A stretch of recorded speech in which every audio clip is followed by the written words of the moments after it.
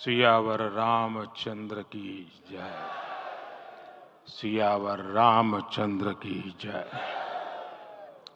श्रद्धेय मंच, सभी संत एवं ऋषिगण, यहाँ उपस्थित और विश्व के कोने कोने में हम सबसे साथ जुड़े हुए सभी राम भक्त, आप सबको प्रणाम, आप सबको राम राम।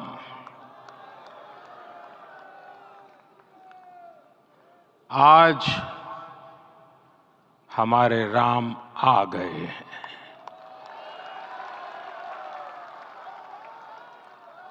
सदियों की प्रतीक्षा के बाद हमारे राम आ गए हैं।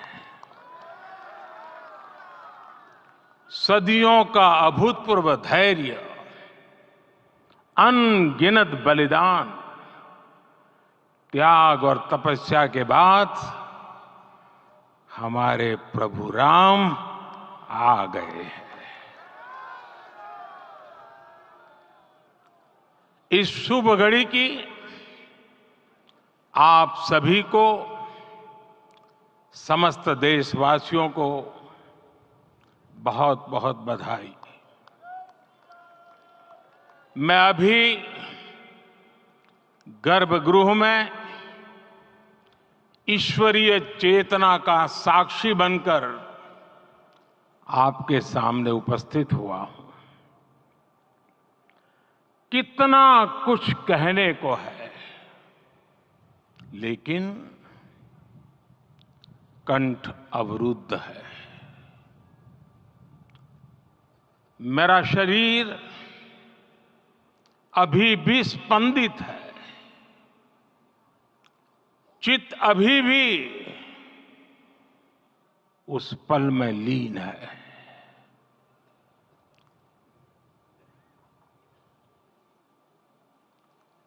हमारे रामलला अब टेंट में नहीं रहेंगे।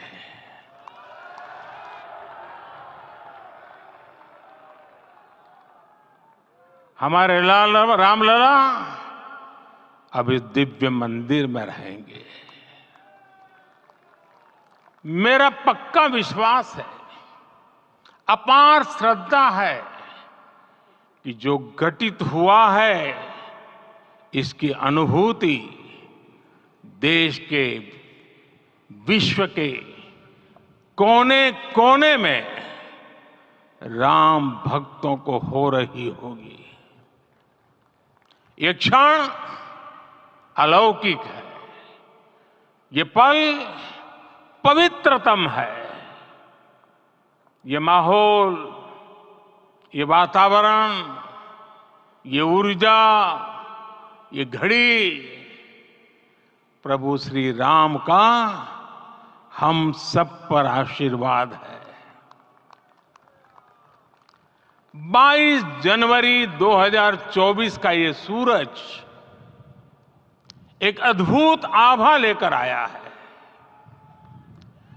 22 जनवरी 2024 ये कैलेंडर पर लिखी एक तारीख नहीं, ये एक नए काल चक्र का उद्गम है।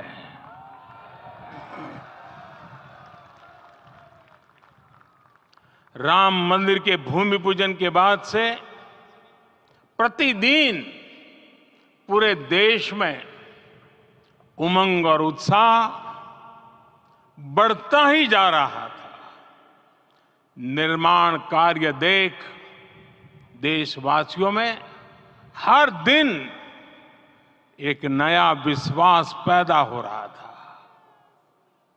आज हमें सदियों के उस धैर्य की धरोहर मिली है। आज हमें श्री राम का मंदिर मिला है। गुलामी की मानसिकता को तोड़कर उठ खड़ा हो राष्ट्र। अतीत के हर दंश से हौसला लेता हुआ राष्ट्र ऐसे ही नव इतिहास का सृजन करता है। आज से 1000 साल बाद भी लोग आज की इस तारीख की, आज के इस पल की चर्चा करेंगे। और ये कितनी बड़ी राम कृपा है कि हम सब इस पल को जी रहे हैं, इसे साक्षात घटित होते देख रहे हैं। आज दिन दिशाएं, दिग दिगंत सब दिव्यता से परिपूर्ण है। ये समय सामान्य समय नहीं है। ये काल के चक्र पर सर्वकालिक शाही से अंकित हो रही अमिट स्मृति रेखाएं हैं। साथियों, हम सब जानते हैं कि जहां राम का काम होता है, वहां पवन पुत्र हनुमान अवश्य विराजमान होते हैं। इसलिए मैं राम भक्त हनुमान और हनुमान गढ़ी को भी प्रणाम करता हूं। मैं माता जानकी, लक्ष्मण जी, भरत, शत्रुघ्न सबको नमन करता हूं। मैं पावन अयोध्यापुरी और पावन सरयू को भी प्रणाम करता हूं। मैं इस पल दैवीय अनुभव कर रहा हूं कि जिनके आशीर्वाद से ये महान कार्य पूरा हुआ है। वे दिव्य आत्माएं, वे दैवीय विभूतियां भी इस समय हमारे आसपास उपस्थित है। मैं इन सभी दिव्य चेतनाओं को भी कृतज्ञता पूर्वक नमन करता हूं। मैं आज प्रभु श्री राम से क्षमा याचना भी करता हूं। हमारे पुरुषार्थ, हमारे त्याग, तपस्या में कुछ तो कमी रह गई होगी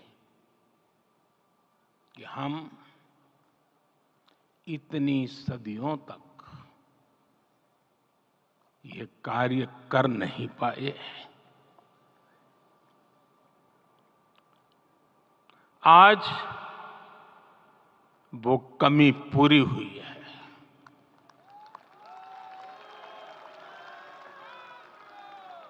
मुझे विश्वास है प्रभु राम आज हमें अवश्य क्षमा करेंगे। मेरे प्यारे देशवासियों, त्रेता में राम आगमन पर पूज्य संत तुलसीदास जी ने लिखा है, प्रभु बिलोकी हर से पुरबासी, जनित वियोग विपत्ति समनासी। अर्थात प्रभु का आगमन देकर ही सब अयोध्यावासी, समग्र देशवासी हर्ष से भर गए। लंबे वियोग से जो आपत्ति आई थी, उसका अंत हो गया। उस कालखंड में तो वो वियोग केवल 14 वर्षों का था। तब भी इतना असह्य था।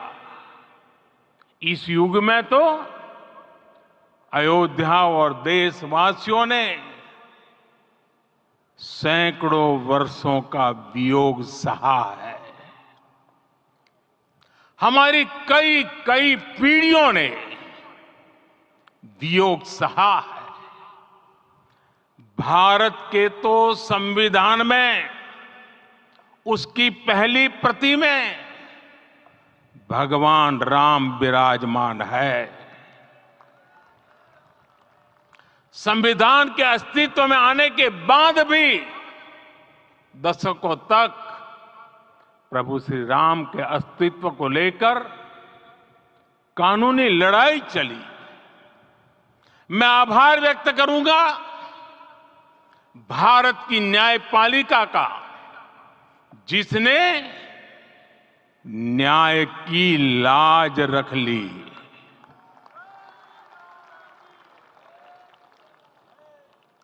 न्याय के पर्याय प्रभु राम का मंदिर भी न्यायबद्ध तरीके से ही बना।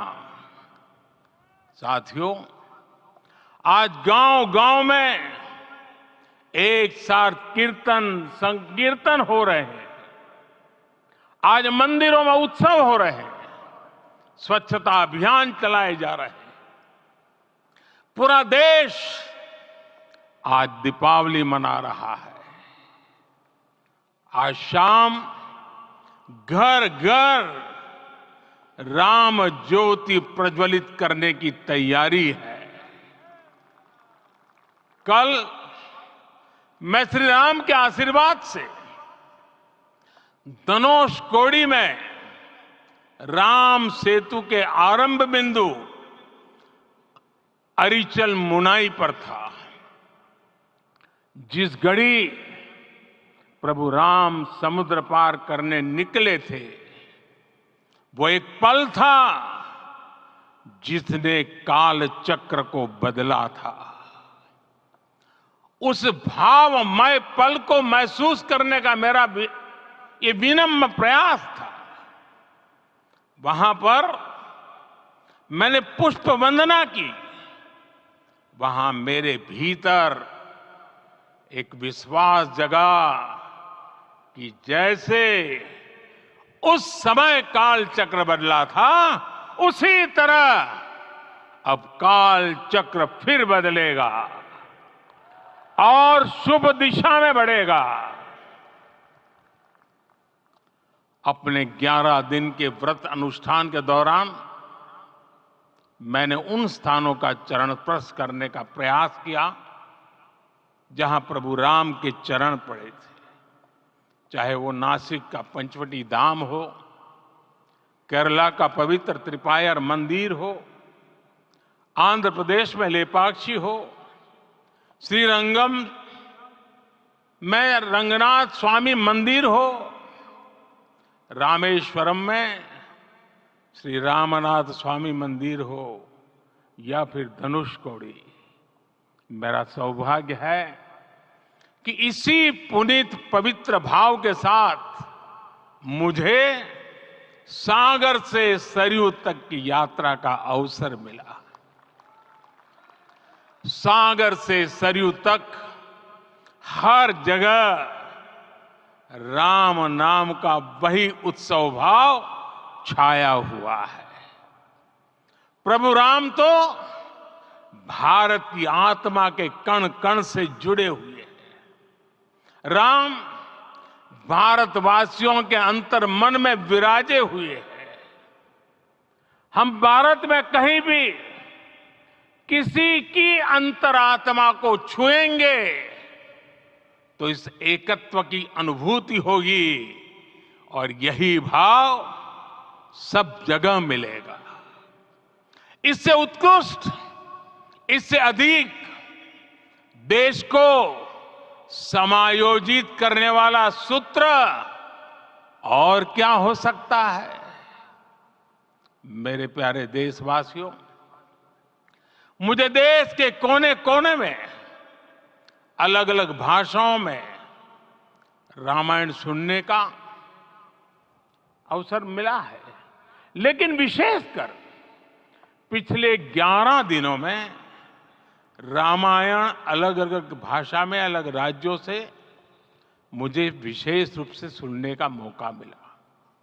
राम को परिभाषित करते हुए ऋषियों ने कहा है, रमन्ते यस्मिन् इति रामः, अर्थात जिसमें रम जाए वही राम है।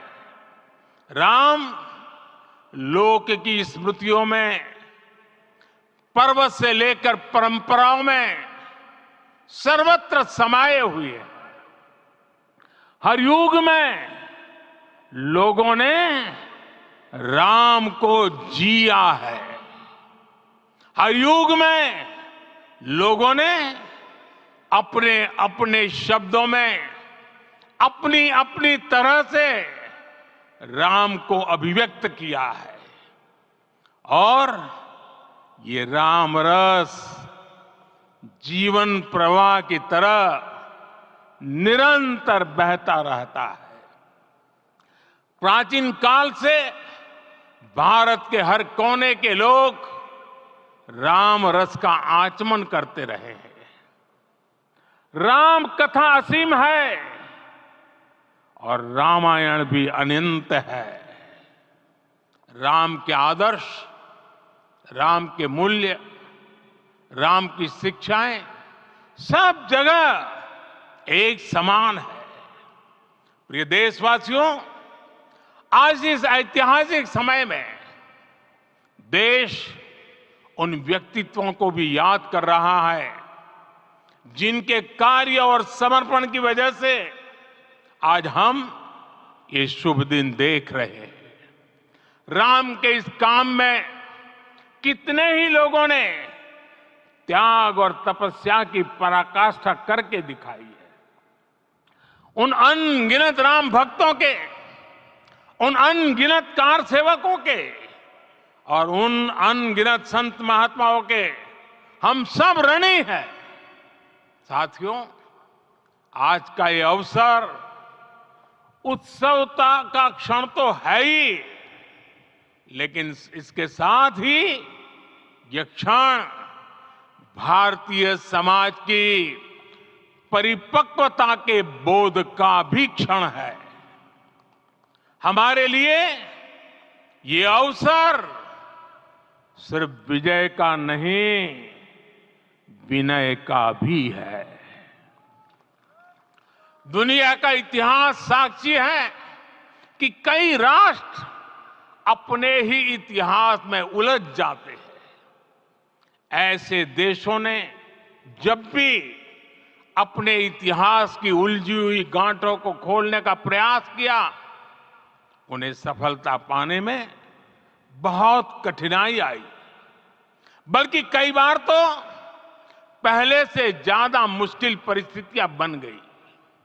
लेकिन हमारे देश ने इतिहास की इस गांठ को जिस गंभीरता और भावुकता के साथ खोला है, वो ये बताती है कि हमारा भविष्य हमारे अतीत से बहुत सुंदर होने जा रहा है। वो भी एक समय था जब कुछ लोग कहते थे कि राम मंदिर बना तो आग लग जाएगी। ऐसे लोग भारत के सामाजिक भाव की पवित्रता को नहीं जान पाए।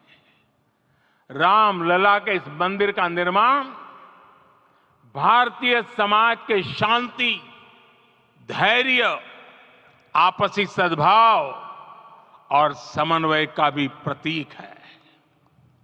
हम देख रहे हैं ये निर्माण किसी आग को नहीं, बल्कि ऊर्जा को जन्म दे रहा है। राम मंदिर समाज के हर वर्ग को एक उज्जवल भविष्य के पथ पर बढ़ने की प्रेरणा लेकर आया है। मैं आज उन लोगों से आह्वान करूंगा, आइए आप महसूस कीजिए, अपनी सोच पर पुनर्विचार कीजिए। राम आग नहीं है, राम ऊर्जा है।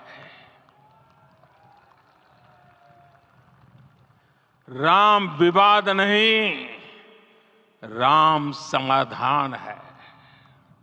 राम सिर्फ हमारे नहीं है, राम तो सबके हैं। राम वर्तमान नहीं, सिर्फ वर्तमान ही नहीं, राम अनंत काल है।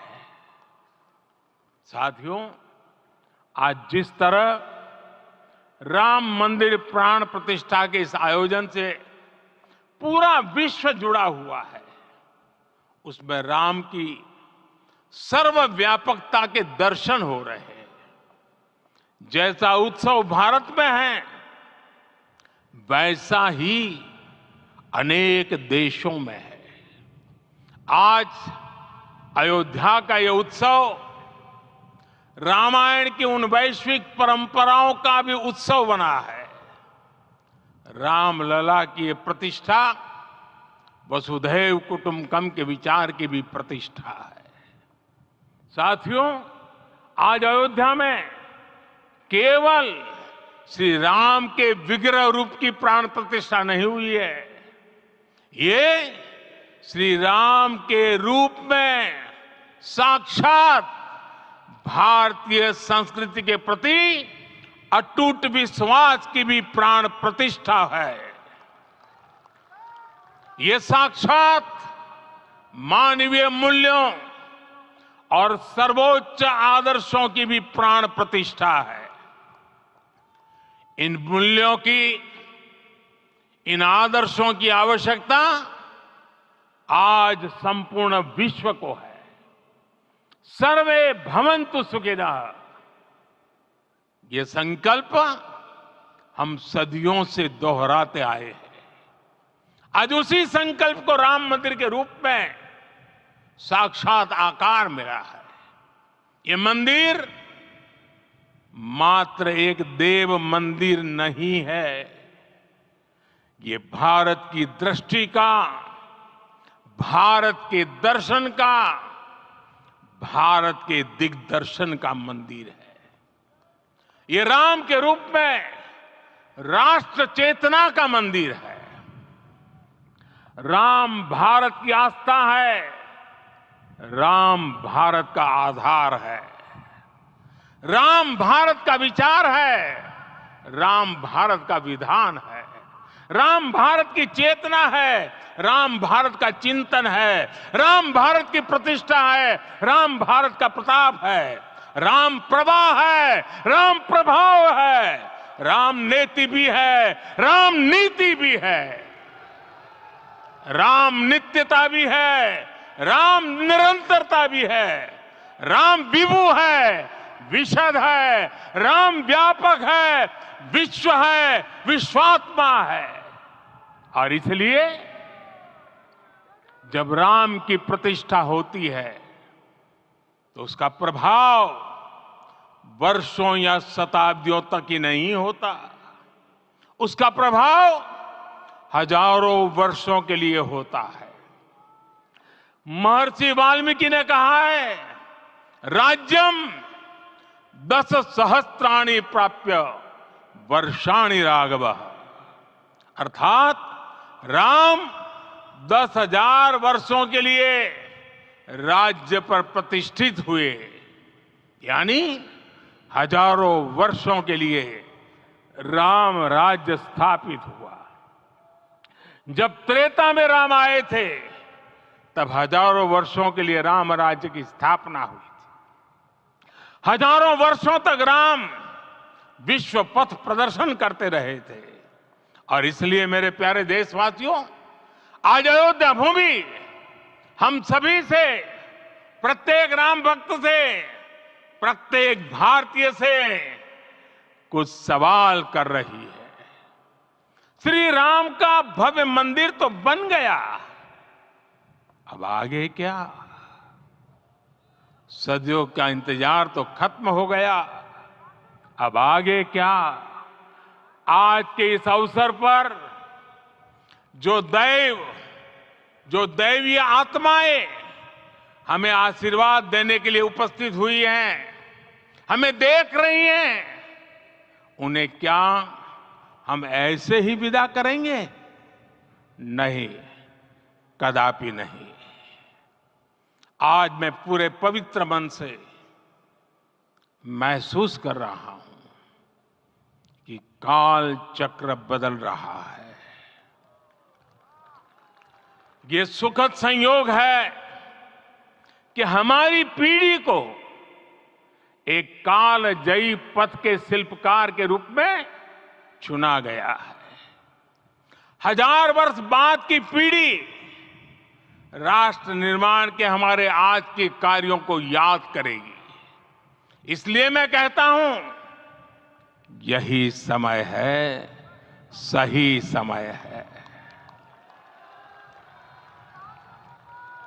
हमें आज से, इस पवित्र समय से अगले 1000 साल के भारत की नींव रखनी है। मंदिर निर्माण से आगे बढ़कर अब हमें सभी देशवासी यहीं इस पल से समर्थ, सक्षम, भव्य, दिव्य भारत के निर्माण की सौगंध लेते हैं।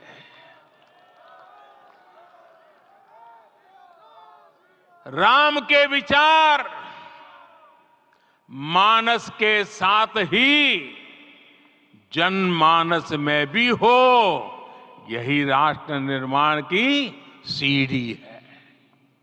साथियों, आज के युग की मांग है कि हमें अपने अंतःकरण को विस्तार देना होगा।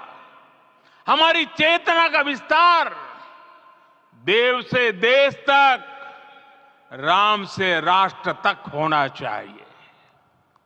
हनुमान जी की भक्ति, हनुमान जी की सेवा, हनुमान जी का समर्पण, ये ऐसे गुण हैं जिन्हें हमें बाहर नहीं खोजना पड़ता।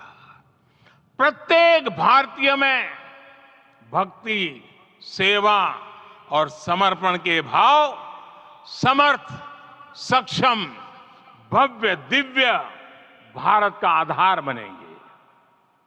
और यही तो है देव से देश और राम से राष्ट्र की चेतना का विस्तार।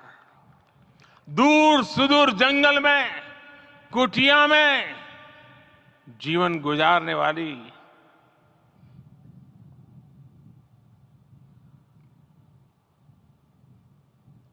मेरी आदिवासी मां शबरी का ध्यान आते ही अप्रतिम विश्वास जागृत होता है। मां शबरी तो कब से कहती थी, राम आएंगे।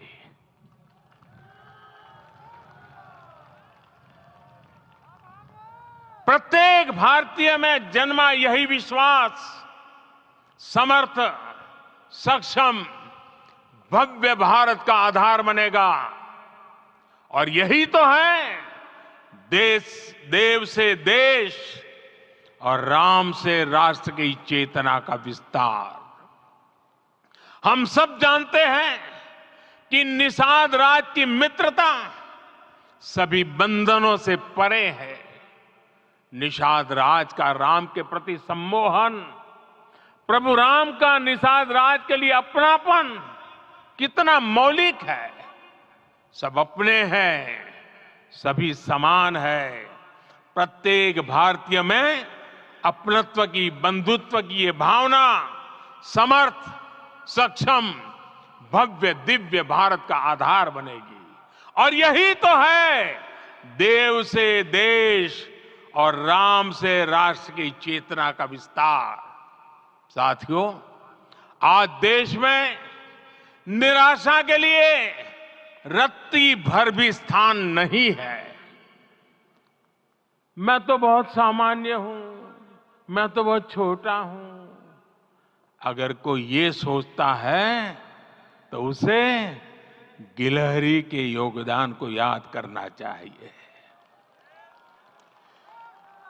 गिलहरी का स्मरण ही हमें हमारी इस हिचक को दूर करेगा, हमें सिखाएगा कि छोटे बड़े हर प्रयास की अपनी ताकत होती है, अपना योगदान होता है। और सबके प्रयास की यही भावना समर्थ, सक्षम, भव्य, दिव्य भारत का आधार बनेगी।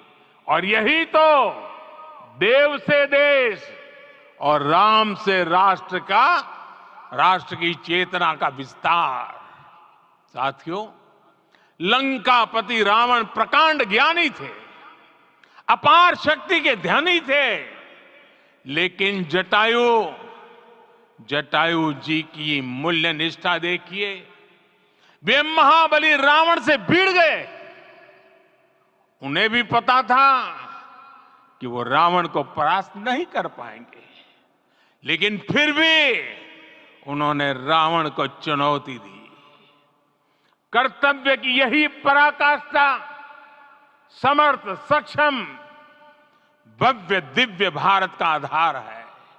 और यही तो है देव से देश और राम से राष्ट्र की चेतना का विस्तार।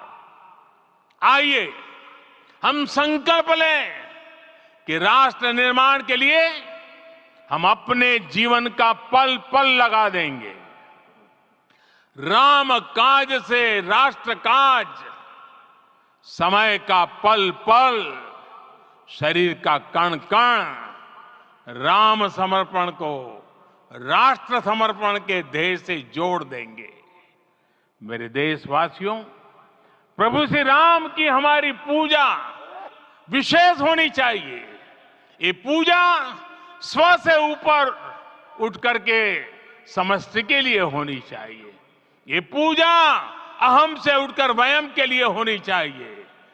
प्रभु को जो भोग चढ़ेगा वो विकसित भारत के लिए हमारे परिश्रम की पराकाष्ठा का प्रसाद भी होगा।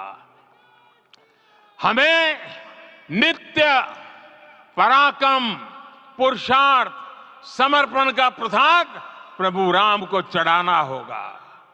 इनसे नित्य प्रभु राम की पूजा करनी होगी, तब हम भारत को वैभवशाली और विकसित बना पाएंगे। मेरे प्यारे देशवासियों, ये भारत के विकास का अमृत काल है। आज भारत युवा शक्ति की पूंजी से भरा हुआ है, ऊर्जा से भरा हुआ है। ऐसी सकारात्मक परिस्थितियां फिर न जाने कितने समय बाद बनेगी। हमें अब चूकना नहीं है, हमें अब बैठना नहीं है। मैं अपने देश के युवाओं से कहूंगा, आपके सामने हजारों वर्ष की परंपरा की प्रेरणा है।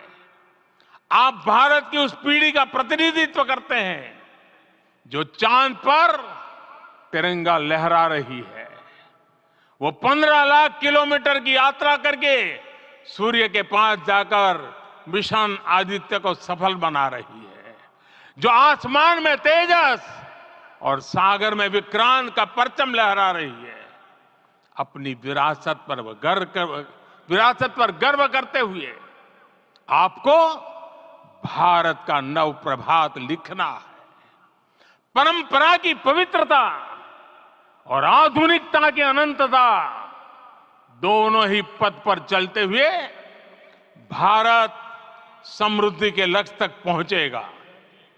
मेरे साथियों, आने वाला समय अब सफलता का है। आने वाला समय अब सिद्धि का है।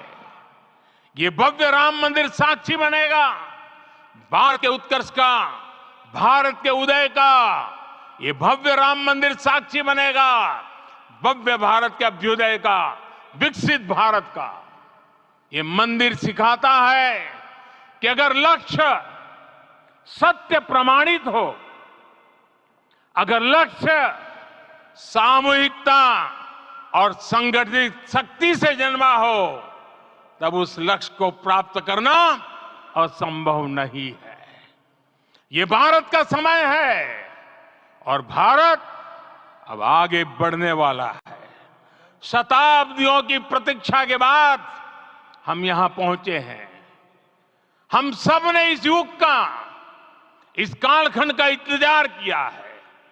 अब हम रुकेंगे नहीं, हम विकास की ऊंचाई पर जाकर ही रहेंगे।